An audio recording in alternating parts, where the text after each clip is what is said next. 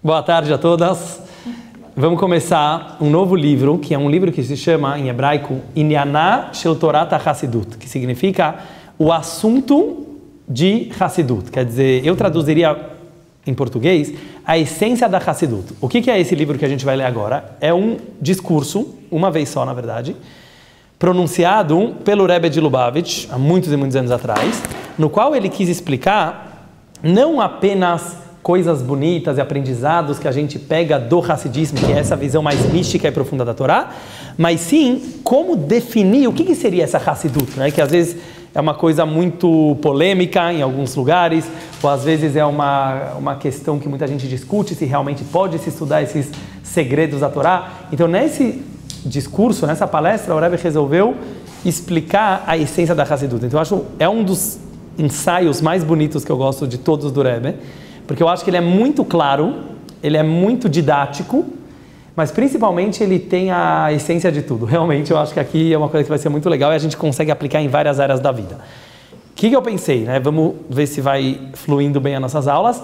Eu não vou ler em hebraico, porque isso tomaria muito tempo, mas eu vou traduzir palavra por palavra do que está aqui e a gente vai discutindo os temas que vão aparecendo. Não tem pressa, né? Eu não sei quanto que vai demorar para terminar. Quando terminar esse livro, a gente pode partir para o próximo. E me falam se vocês acham que está interessante assim, essa linha, tá? Eu falei para todo mundo trazer papel e caneta por dois motivos. Um, até para prestar atenção, vai ser, eu acho que é melhor, não sei se para todo mundo é assim, mas às vezes você vai colocando os pontos, cada um nas suas palavras. E também para vocês poderem revisar depois, antes de cada aula, já que vai ser uma continuação. Vamos lá. Então, Inyaná Shel Torat HaChassidut, a essência da Hassidut. Então ele começa a falar assim, em relação o estudo da Hassidut e a novidade que ela trouxe sobre outras áreas da Torá que já existiam antes, foram ditos várias explicações. E aqui o Rebbe traz 4, tá bom? 4 vantagens que a Hassidut trouxe sobre estudos que haviam antes. Então, só historicamente, antes de continuar, o Hassidismo, que é a Hassidut, ela surgiu há 300 anos atrás, aproximadamente, com um homem chamado Baal Shem Tov. Quer dizer, o Baal Shem Tov, ele é o fundador do Hassidismo. Todas essas ideias mais brisas e mais paradoxais e mais profundas que eu tento trazer no Shiurim, são todas baseadas nessa novidade que o Hassidismo trouxe para o mundo, que na minha opinião não é uma novidade, simplesmente ele revelou, o Baal Shem Tov revelou o que sempre já esteve na Torá, mas por algum motivo as pessoas não estavam abrindo os olhos para essas novidades. Então, aqui ele vai trazer 4 afirmações que foram faladas durante esses 300 anos, que muita gente tenta definir a Hassidut dessa forma. Então, a primeira, na época do Baal Shem Tov, o mundo estava desmaiado, numa situação de desmaio.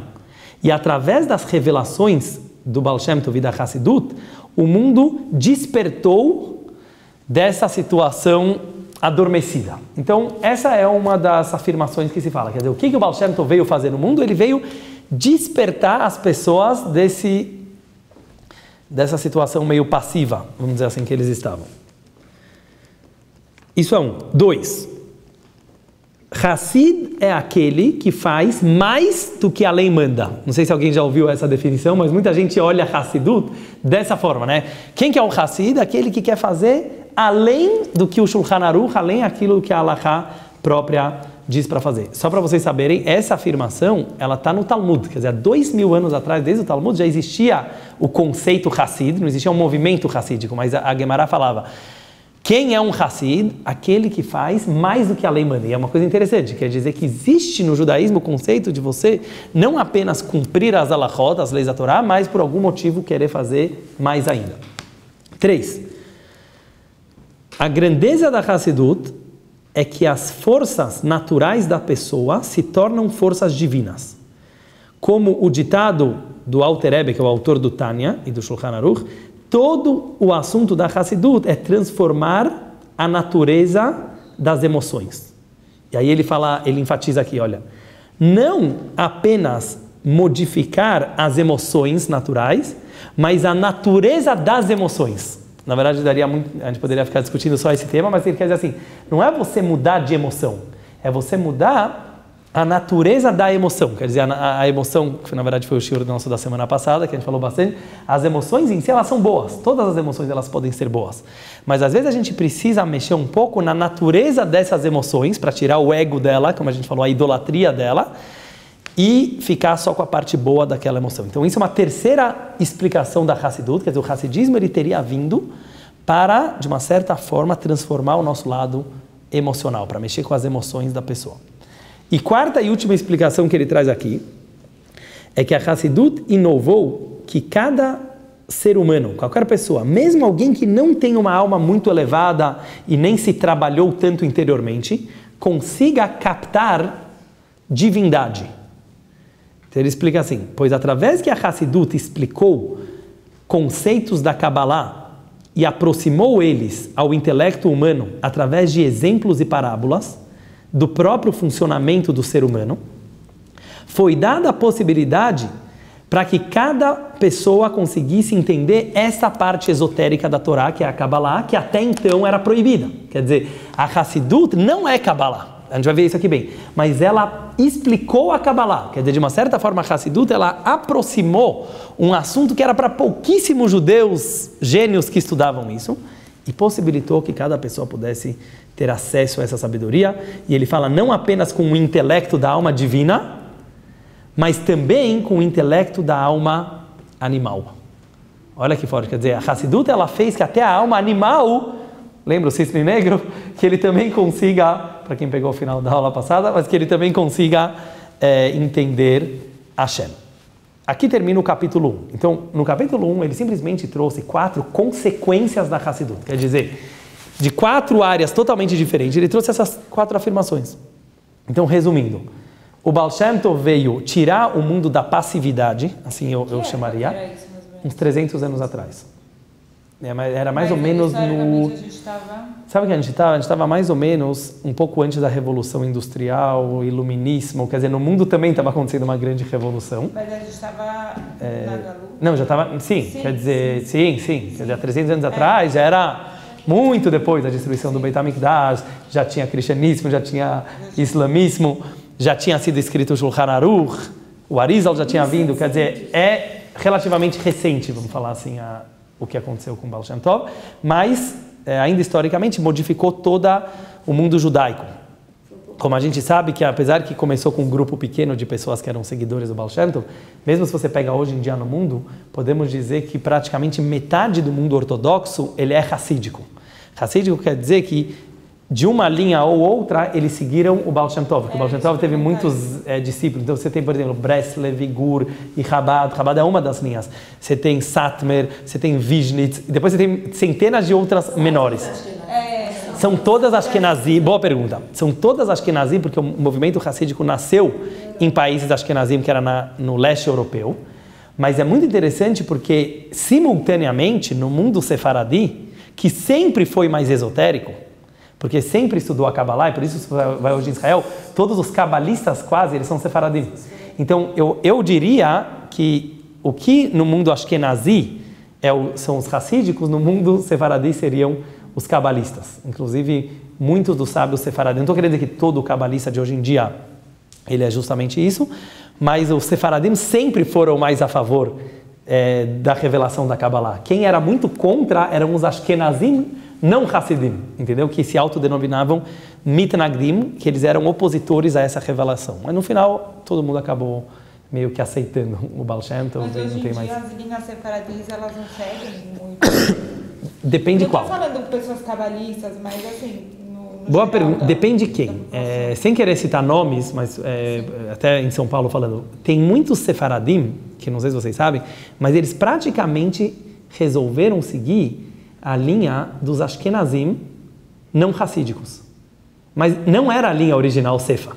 A linha original Sefa, mesmo aqui em São Paulo, você tem sinagogas Sefas, que eles, por algum motivo, resolveram seguir a ideologia daquilo que a gente chama os Litaim. Litaim são aqueles que estudam mais a lei, Alachá, Alachá, Alachá, Alachá, Gemará, e sem querer se aprofundar muito nesses questionamentos mais esotéricos, mais místicos. Mas não é uma natureza sefaradi. Isso que eu queria dizer. Se você vai pegar o sefaradi original, desde a Espanha e Portugal, que tiveram a Inquisição, e mesmo nos países árabes, eles sempre foram muito ligados com a mística da Torá. Uma prova disso é que o Sidur Sefa, ele segue o Arizal. O Sidur que os Faradim usam, ele é baseado na Kabbalah do Arizal. O Arizal era o maior cabalista. E o Sidur Chabad, por exemplo, também é baseado no Arizal. Quer dizer, o Sidur de Hassidim, os que não seguem o Arizal eram os Ashkenazim que não eram muito a favor dessa revelação. Por isso eu falo que hoje em dia, eu diria até que a maioria do mundo ortodoxo judaico, ele é praticamente racídico ou influenciado de alguma forma ou de outra por essa visão mais mística da Torá. Sim, alguns sim. Hoje inverteu um pouco. Alguns sim. Mas eu falei, inverteu um pouco, mas depende da sinagoga, depende da linha, não é uma coisa muito geral. Muitos dos rabinos sefaradim, que às vezes, talvez ele não usa a palavra Kabbalah, mas você vai ver que os discursos mais interessantes, com certeza, são aqueles que se baseiam em muitas obras racídicas, em muitas obras, de novo, não vou dar exemplos, mas que eu sei de muitos rabinos que às vezes até eles aconselham o povo não estudar Kabbalah, digamos assim, ou até Hassidut, mas eles próprios baseiam os discursos deles nisso. Por isso eu acho que não é uma coisa, quer dizer, a novidade do Baal Shem Tov é que fosse acessível a todo mundo. Mas hoje em dia, todas essas linhas que derivaram de Baal Shem Tov, sim, elas ainda seguem hoje em dia? Porque você vê algumas linhas que, não sei, não parecem ter muito de Hassidut. Gostei, boa. Vieram disso. Então, cada uma acredita que ela é a linha que realmente seguiu. Então, eu vou falar da minha, quer dizer, Chabad Lubavitch acredita que foi a linha que seguiu mais exatamente o que o Baal Shem Tov queria. Qual que é a novidade de Chabad? É que intelectualizou os conceitos do Baal Shem Tov, que eles eram mais emocionais, e Chabad acreditou que tinha que trazer isso mais para o mundo intelectual, que é isso que a gente vai fazer aqui, inclusive.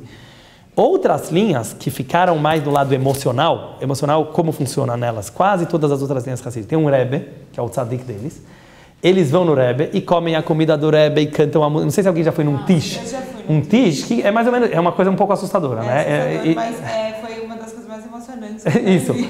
É muito emocionante, porque é todo mundo cantando junto e tal. Mas eu já levei algumas pessoas não religiosas que às vezes ficavam um pouco assustados, porque é tipo assim, eles pegam a comida do Rebbe e daí fica distribuindo em toda a arquibancada. Mas realmente é muito emocionante, porque o lado forte lá é o emocional. Então qual é a fé deles? Que assim, o povo, vamos dizer assim, os Hassidim, os discípulos, se penduram espiritualmente no Rebbe, e o Rebbe carrega a reza deles e a espiritualidade deles, mas é uma coisa muito centralizada na figura do Rebbe. E através das músicas e da comida e de seguir, vamos dizer assim, os ensinamentos dele, as pessoas se conectam com ele. A novidade de Chabad foi que, apesar de ter um Rebbe, e a gente também segue muito esse Rebbe, a responsabilidade é de cada um. Quer dizer, ninguém vai te melhorar como pessoa porque você tem um tzadik lá rezando por você, entendeu? Quer dizer, você puxa a responsabilidade e isso se faz através do estudo, do intelecto.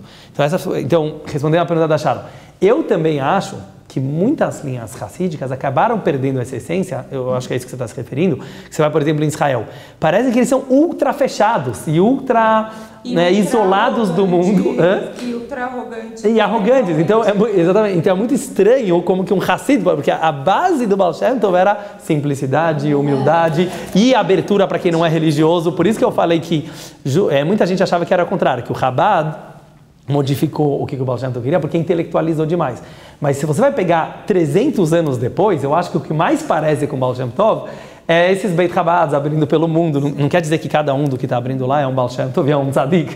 Cada rabino, quer dizer, tem seu Yetzer Hara e tem que saber se trabalhar do mesmo jeito. Mas a linha é interessante que dessa abertura para o mundo não religioso, pelo menos na ideologia, tem que ser assim.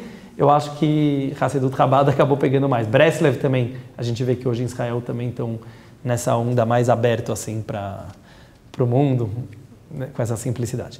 Mas, voltando aqui para o livro, se surgir perguntas podem fazer, 4 afirmações. Então, rapidamente, o mundo acordou da sua passividade. Eu definiria assim, quer dizer, o mundo religioso estava passivo e o Baal Shem Tov botou a ânimo. 2, fazer mais do que a lei obriga. 3, transformar as emoções. 4, acessível o estudo da Kabbalah para cada judeu. Certo? Assim são, digamos, consequências da Hassidut. Aí continua o Rebbe aqui falando no capítulo 2. Entendemos, como veremos a seguir, que a Hassidut é um ponto só, não composta de vários detalhes. Ou seja, se alguém perguntar o que é a Hassidut, deveria ter uma resposta só. Não ter um montão de respostas. Quer dizer, tudo que é verdadeiro, tudo que é essencial, é um ponto só. Igual, agora faz tempo que eu não falo sobre isso, mas eu não sei se vocês lembram algumas aulas no começo dos nossos shiurim, que eu sempre falava, quando você tem uma resposta boa, você tem várias perguntas, mas que com um ponto só, você consegue solucionar todos eles. Então a mesma coisa assim, a Hassidut não é tudo isso que a gente falou até agora.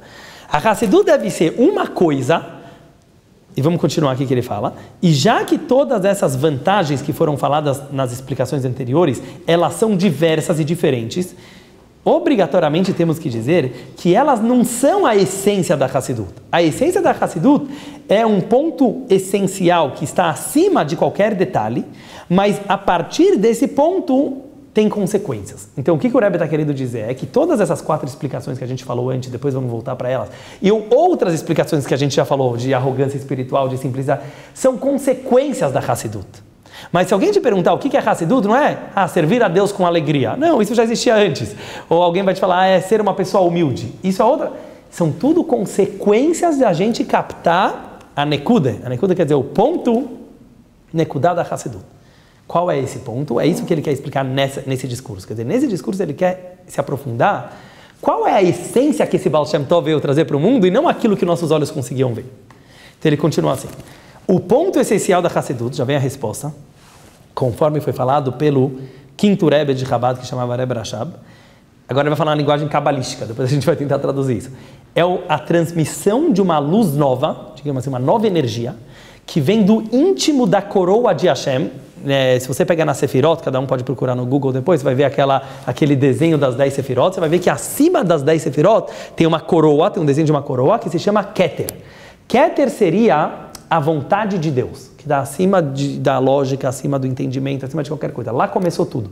Como começou o universo? A vontade de Deus. O que seria Pnimiuta Keter? O íntimo da coroa, prazer. O íntimo, eu já estou trazendo para vocês, baseado em outros conhecimentos que eu tenho disso, mas o íntimo da coroa seria você falar o íntimo da vontade. O íntimo da vontade é o prazer. Então, quem que move tudo no final das contas? O prazer. Então, o que seria a Hassidut? É uma nova luz que ela vem desse prazer divino. E mais ainda, ele fala agora numa linguagem cabalística, Pnimiut Atik, porque a própria coroa de Hashem, na Kabbalah, ela é dividida entre duas nomenclaturas, que a gente não vai se aprofundar nelas agora. Uma chama Arich, a outra chama Atik. Atik seria já a parte mais elevada da coroa, e Hassidut é o Pnimiut Atik, é o íntimo desse nível Atik. Na linguagem cabalística, Ensof Shenimtza Beradla, é o infinito desconhecido. Aqui ele só falou em palavras cabalísticas, não é nisso que a gente vai trabalhar, não se preocupem, mas era importante ele falar justamente para a gente perceber que a coisa em si, ela é muito profunda. Quer dizer, quando a gente fala movimento hassídico, Hassidut, Kabbalah, a gente não está brincando, a gente está falando de uma energia nova que veio para o mundo, que essa energia não existia, ou pelo menos ela não estava revelada. Então a gente não está simplesmente, dando uma explicaçãozinha mais bonita, ou trazendo mais isso para a nossa vida. Isso tudo são consequências. A Hassidut, ela ajuda o judaísmo a entrar mais na nossa vida, ajuda a interiorizar, ajuda a trazer na prática, mas não é nada disso. O que ela é? É uma nova energia do infinito que vem do prazer de Hashem. Vamos chamar assim? Essa é a definição própria. Virando a página, ele continua falando assim. Esse assunto, dito pelo quinto Rebbe, obriga que venha como consequência todas essas vantagens da Hassidut explicadas em outros lugares. Porque já que a Hassidut ela é esse nível do infinito, o infinito é algo essencial que está acima de qualquer explicação e tudo é apenas uma consequência dele. Aqui tem ainda palavras muito distantes da gente. Agora, é bom que ele vai trazer um exemplo bem prático da Torá para a gente conseguir entender como isso é real. Vamos continuar mais um pouquinho, se surgir, eu vou escutar perguntas de vocês. Capítulo 3. O que foi dito em relação a Hassidut, agora eu acho uma das partes mais interessantes desse discurso. Podemos dizer de uma forma geral sobre toda a Torá, porque a Hassidut não é uma nova religião, é muito importante isso, porque às vezes a gente fica falando, fica parecendo que tem judaísmo e tem Hassidismo, ou como muita gente fala, tem a Kabbalah e o judaísmo. Não, a Kabbalah ou a Hassidut nada mais é do que a alma, a essência do próprio judaísmo. Então o Rebbe mostra como isso também pode ser dito sobre a própria Torá. Na hora que ele fala, a Torá em si, ela inclui nela todos os tipos de perfeições e qualidades existentes no mundo, que a gente pode dividir em geral no ser humano entre vantagens intelectuais e vantagens emocionais. Então ele traz aqui um exemplo. Em relação a condutas de ética e moral e de boas emoções, digamos assim, de boas condutas, nós sabemos que as leis e a ética da Torá, por exemplo, do livro Pirkei Avot, certo? A gente sabe que na Pirkei Avot é maravilhoso. Uma parte do Talmud, não sei quem já estudou, que é a ética dos pais, tem um monte de conselhos super humanistas, até de como a pessoa deveria se comportar. Eles são o máximo da bondade e da verdade. Nós acreditamos nisso. E todas as...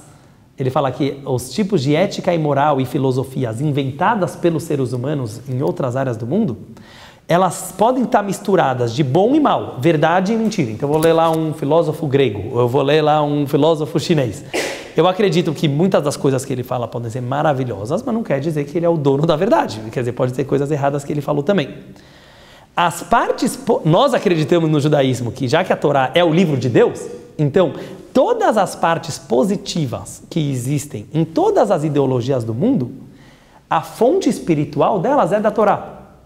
Então quer dizer assim, mesmo que veio um filósofo chinês, ele falou uma coisa maravilhosa, mesmo que ele não estudou a Torá, mas eu acredito que a fonte espiritual dessa sabedoria é a Torá. Quer dizer, o que a Torá é? A sabedoria de Hashem. Então, consequentemente, ela não pode estar errada. Se eu acredito que Deus é o criador do mundo, ele é o criador de tudo, ele está certo. Aqui ele traz uma historinha que ajuda a ilustrar isso. Ele fala, como é sabido a história do Rebbe anterior, que ele morava na União Soviética, que uma das suas viagens tinham pessoas discutindo lá no trem sobre qual seria a opinião da Torá em relação à política. Com qual linha política a Torá concorda?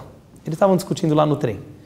Cada um mostrou fontes daquilo que ele acreditava na Torá. Então não sei se era capitalismo, comunismo. Cada um começou a provar, olha como a Torá pensa como o meu partido.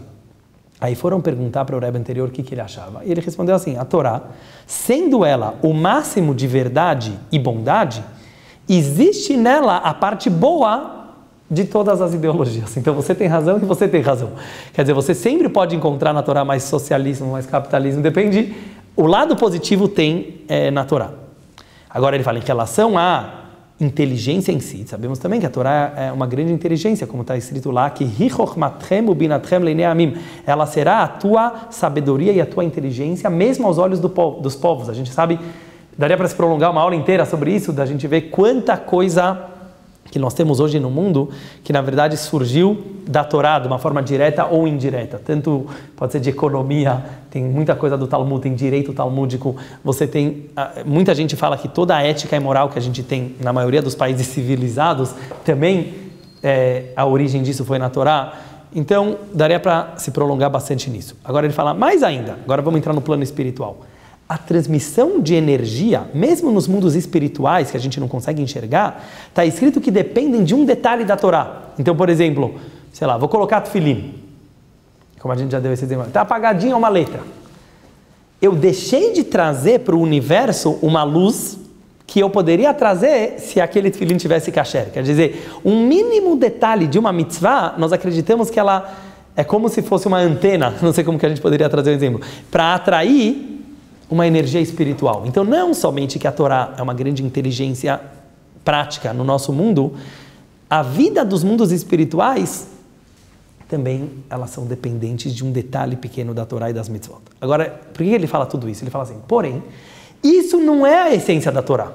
Se alguém te perguntar, então, o que é a Torá? Ah, um livro lindo de ética e moral. Não. O que é a Torá? Uma coisa muito esotérica. Não.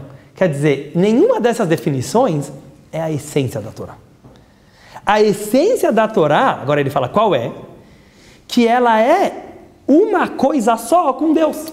Porque se você fala que a Torá é sabedoria de Deus, acho que eu falei isso aqui em alguma das aulas para vocês, ela é Deus.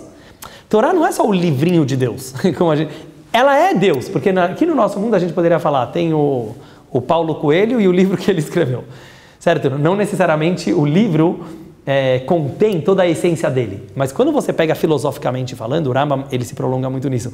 Numa coisa essencial, não tem divisões. Então não existe você falar Deus, a sua vontade e a sua sabedoria. Eu não quero também desviar muito nesse assunto agora, porque também mereceria uma aula inteira, mas isso não é uma coisa religiosa que eu estou falando, é uma coisa filosófica, que uma coisa essencial, ela é indivisível. Então, se ela é indivisível, Deus não pode... Então, quando eu falo assim, Deus escreveu um livro, então é Deus.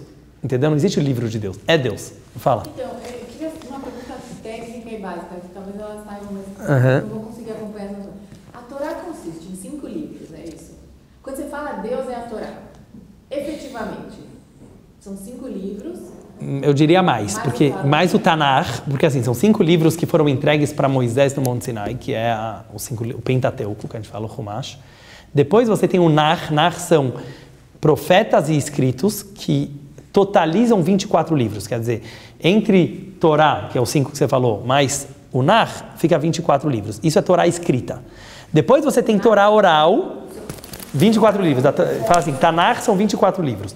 Que inclui, sabe, todos esses profetas? Isaías, Zacarias, tem um monte, o livro dos reis, o livro dos profetas, tal. Depois você tem os livros dos escritos, que seria Megilat Esther, o Tehillim, isso tudo é Torá escrita.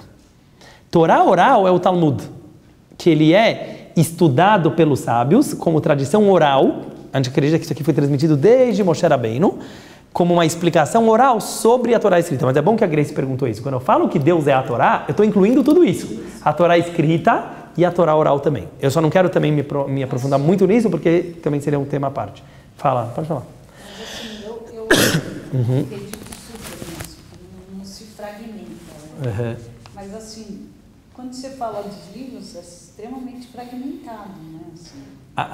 Aparentemente, porque você tem 24 livros, é muito louco isso, porque assim, deveria ser um livro só então, são 24 livros, tem todo o Talmud, não, mas essa é a beleza. Eu dei uma aula para vocês, eu acho que eu dei uma aula para vocês, senão eu tenho que dar, mas a gente entender bem como funciona a passagem da Torá oral, porque é a coisa mais complicada das pessoas entenderem. Até os livros judaicos que chegam hoje em dia na nossa mão, eles são consequência disso, então eles também são Torá, de uma certa forma. Então, por um lado, é uma fragmentação total, eu concordo muito, porque tem costumes assim, tem costumes assados, mas a gente acredita que, na essência, veio tudo do mesmo lugar, e realmente veio tudo do mesmo lugar, e, no fundo, é tudo Hashem.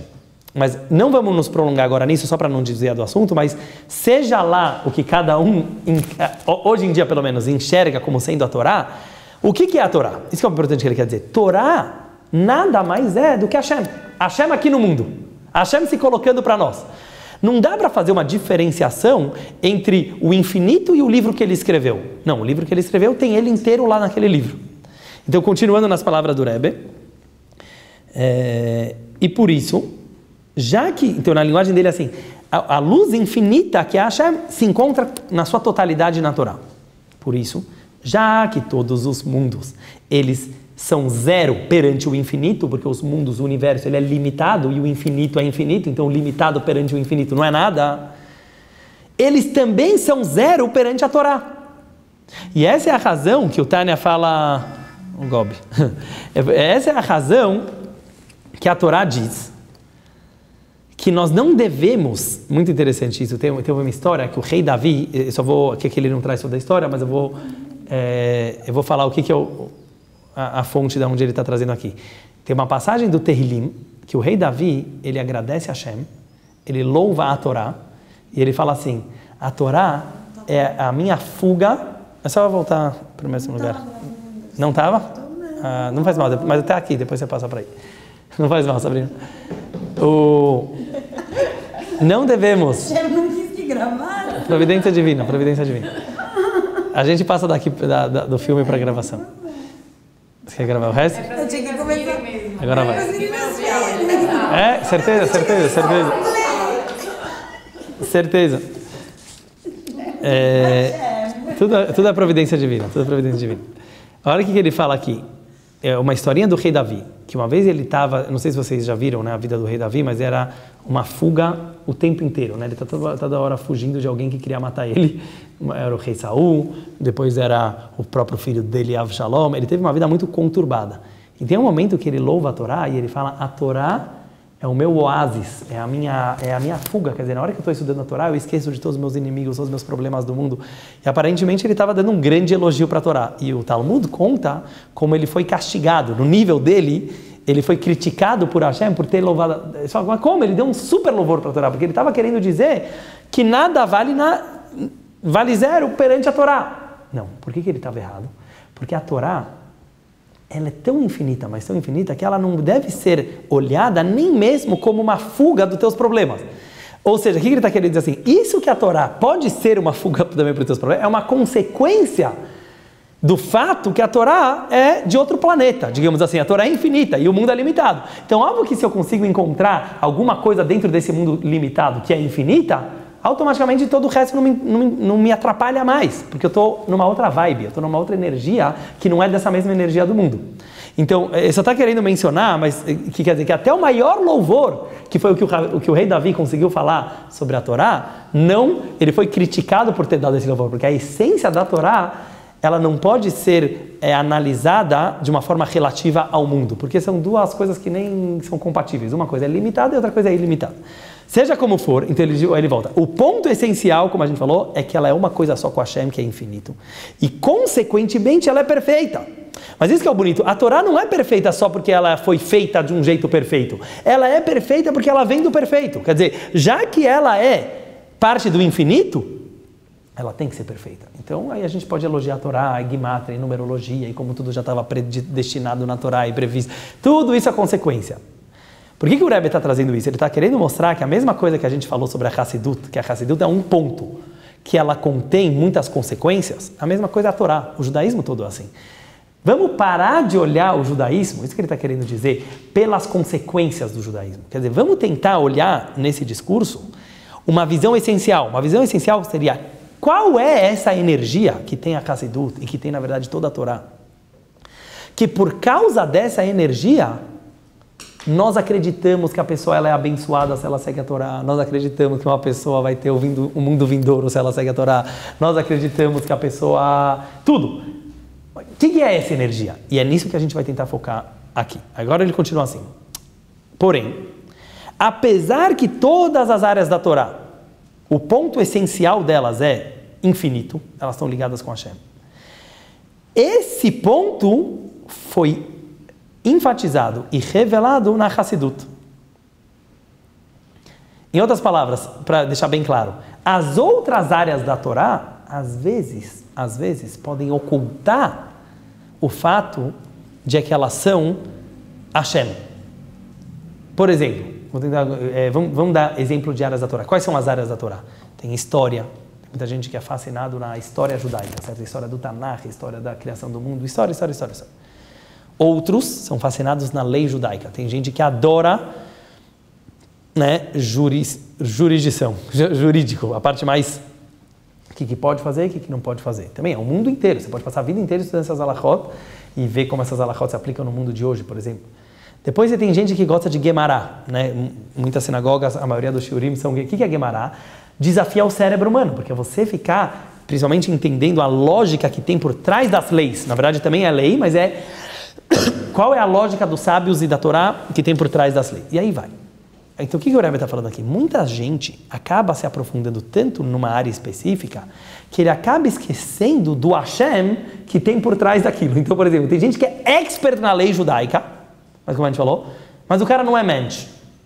Ele não é gente. Como pode ser que acontece uma coisa dessa? Então ele simplesmente esqueceu quem está dando essa lei. Então, quer dizer, de alguma forma, uma pessoa ela pode ficar tão viciado na lei, por algum motivo, que ele esquece o autor da lei. Ou alguém pode gostar de história, pela natureza dele, ele adora história. Mas ele não consegue enxergar Hashem por trás da história.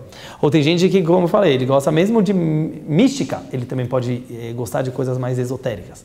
Então ele quer falar assim, que o ponto da Hassidut foi despir a Torá, vamos falar assim, se a gente puder dizer assim. Tira as roupas que podem ocultar o infinito que tem por trás de cada área da Torá, e você vai conseguir ver que no fundo todo o judaísmo nada mais é do que essa luz infinita vibrando e permeando tudo que a gente faz. Agora, nas palavras do Rebbe, eu vou trazer aqui, olha a linguagem que ele usa. Pois todas as áreas da Torá, o infinito veio num certo formato, porque a gente vai ver depois que o infinito sempre aparece num certo formato, numa certa forma. Então ele fala, eu não sei se vocês sabem, as 4 áreas que a Torá são divididas em geral, são Pshat, Remes, Drash e Sod.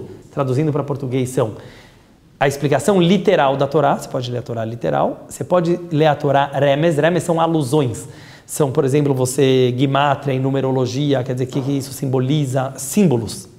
Depois você tem drash, que é o midrash ou o próprio Talmud, a tradução em português é homilético, né? Não sei de onde foi extraída essa palavra, mas um estudo homilético significa você estudar a Torá descascando a lógica que tem por trás das coisas, e finalmente Sod é a Kabbalah, que é o segredo.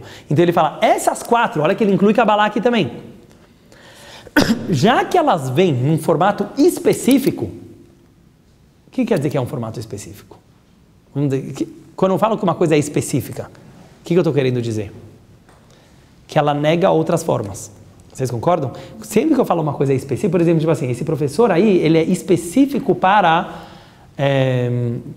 sei lá, alunos superdotados, sei lá. Então ele está negando que esse professor, quer dizer, esse professor ele é muito bom, a linguagem dele é para superdotados, mas para leigos ele não vai ser bom.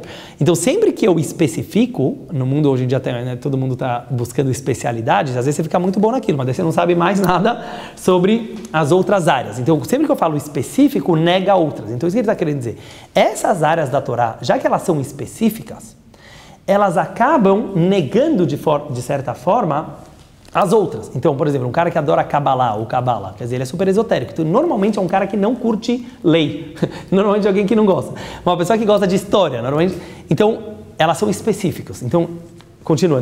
Isso oculta a essência que tem por trás. É como se fosse uma roupa que ele não consegue trocar. Tem que ser aquela roupa. Qual é a novidade da Hatsidut? Mas agora eu já vou explicar o que o Rebbe está querendo. Às vezes parece um pouco